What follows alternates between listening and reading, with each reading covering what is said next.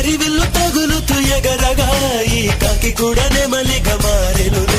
ప్రేమను చెప్పిన క్షణమే అది దేవుని కన్న క్షణమే, కానీ ఎగిరను మనసే. ప్రేమను చెప్పిన క్షణమే అది దేవుని కన్న క్షణమే, కానీ ఎగిరను మనసే. నింగి తగిలిను పదములు రెండు పక్షులాయను వేళ్ళ చివర